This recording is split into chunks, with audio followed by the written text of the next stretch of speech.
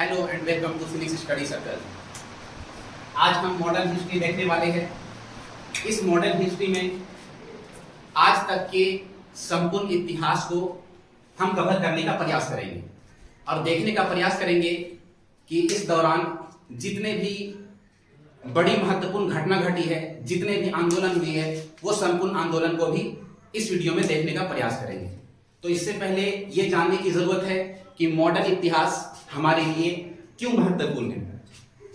आज जितने भी कंपटीशन एग्जाम होती है, वो सभी एग्जाम में मॉडर्न इतिहास का जो वेटेज है वो बढ़ता ही जा रहा है। और इस मॉडर्न इतिहास में फैक्ट के साथ साथ आपका कॉन्सेप्ट बेस भी बहुत सारे प्रश्न आने लगे हैं। तो उसके लिए जरूरी है कि उसका कॉन्सेप्ट को हम समझ पाए। तो मॉडर्न इतिहास को जब हम शुरू करते हैं तो उससे पहले यह देखने का प्रयास करते हैं कि मॉडर्न इतिहास का काल कितना, मॉडर्न इतिहास का समय कितना है। तो जनरली हम लोग मॉडर्न इतिहास जो पढ़ते हैं तो वो 1757 से लेकर 1947 तक के इतिहास के संपूर्ण घटनाक्रम को देखते हैं। जब हम मॉडर्न इतिहास को पढ़ना शुरू करते हैं, जब भारत को आजादी दिलाने की बात करते हैं, तो इसमें एक मुख्य बात को ध्यान में देते हैं, जो है राष्ट्रवाद।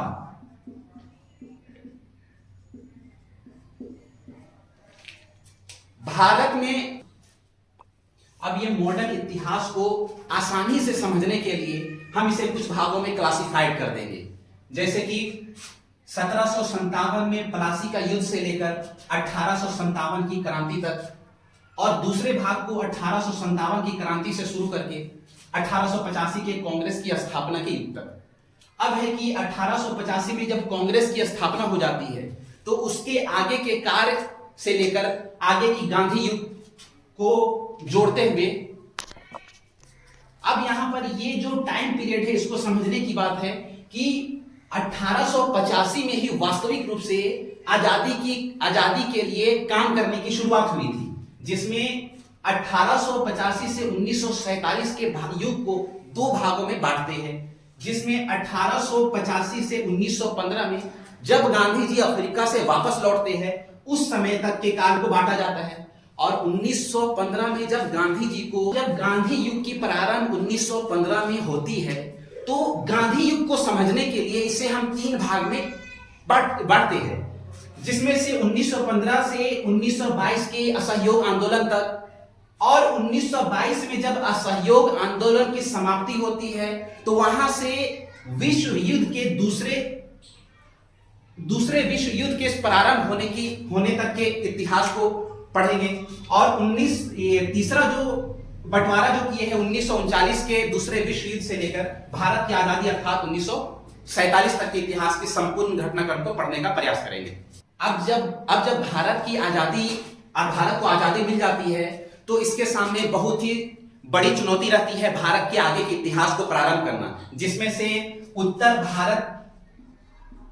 उत्तर स्वतंत्रता के काल को हम देखने का प्रयास करते हैं, जिसमें उत्तर भारत में बहुत सारी सुधार करने की बात आती है, जिसमें से आर्थिक सुधार के क्षेत्र में कार्य करनी पड़ती है। और इसी दरमियान आगे जाकर हम लोग जो पढ़ने का प्रयास, जिसमें 1947 से लेकर 1990 तक के संपूर्ण इतिहास को पढ़ने का प्रयास करेंगे।